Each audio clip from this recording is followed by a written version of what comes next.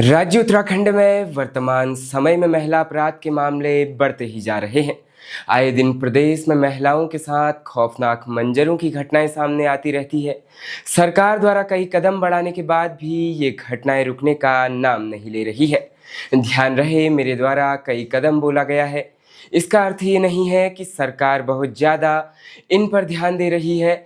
खैर, ये बताना आपका काम है, हमारा काम है आपको जानकारी मुहैया करवाना।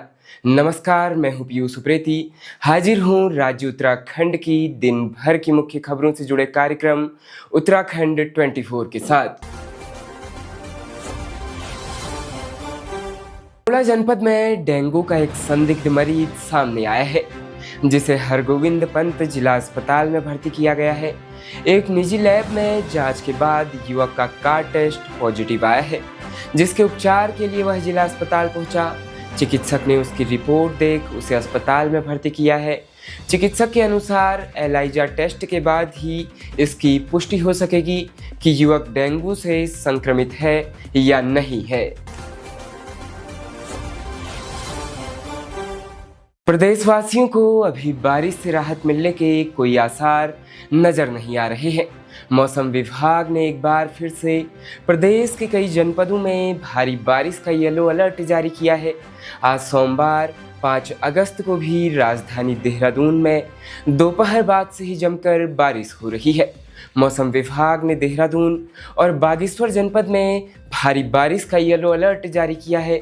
इसके अलावा कुछ इलाकों में भी तेज बारिश की आशंका जताई है। मौसम विभाग के अनुसार 6 अगस्त को प्रदेश के कई जनपदों में हल्की से मध्यम बारिश के आसार बने हुए हैं।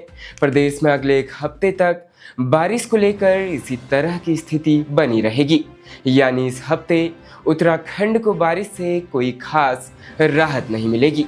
मौसम विभाग के अनुसार मंगलवार 7 अगस्त को उत्तरकाशी, चमोली, बागेश्वर, रुद्रप्रयाग, देहरादून, टिहरी, पौड़ी और नैनीताल जनपदों में सामान्य से अधिक वर्षा का अनुमान है।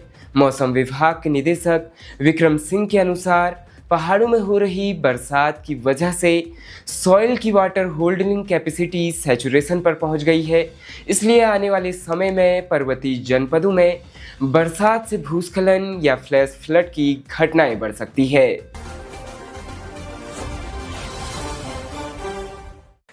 हरिद्वार जनपद में लक्सर पुरकाजी हाईवे पर 2 बाइकों की आमने सामने की जोरदार टक्कर हो गई।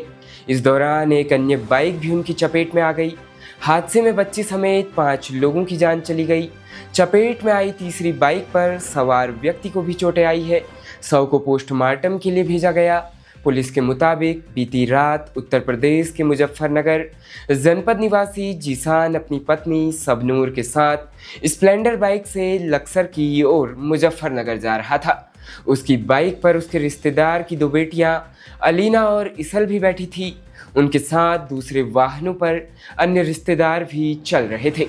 इस बीच जब वह लक्सर पुरकाजी हाईवे पर गंगनौली गांव के निकट पहुंचे, तभी सामने से आ रही मोटरसाइकिल के साथ उनकी आमने सामने जोरदार टक्कर हो गई। दोनों बाइकों की जोरदार भिड़ंत के बीच यहाँ गुजर रहा एक और बाइक सवार हीरा सिंह भी आ गया। उसकी बाइक भी दोनों बाइकों की चपेट में आकर सड़क पर फिसल गई। हादसे में सभी 6 लोग घायल हो गए। हादसे की सूचना पर लक्सर बाजार चौकी पुलिस, चेतक पुलिसकर्मी और कोतवाली पुलिस मौके पर पहुंचे और घायलों को स्थानीय अस्पताल लाया गया। इस हादसे में कुल 5 लोगों की जान गई है, वहीं 2 लोग घायल हैं। राजस्थान की रहने वाली युवती को हल्द्वानी के युवक से प्रेम हो गया। शादी के बाद युवती के घर वाले उसकी जान के दुश्मन बन गए, जिसके बाद युवती ने न्यायालय से सुरक्षा की मांग की।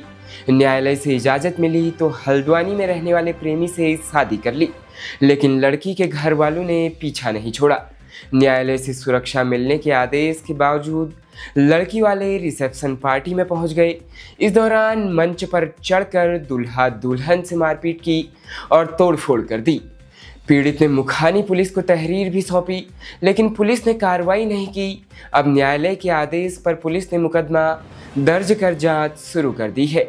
बताया जा रहा है कि कृष्णा विहार फेज 1 कुसुमखेड़ा निवासी चंदन सिंह नेगी ने पुलिस को दी तहरीर में कहा है कि 28 अप्रैल को 2024 को कुसुमखेड़ा स्थित वेंकट हॉल में उनके बेटे के शादी समारोह का रिसेप्शन चल रहा था।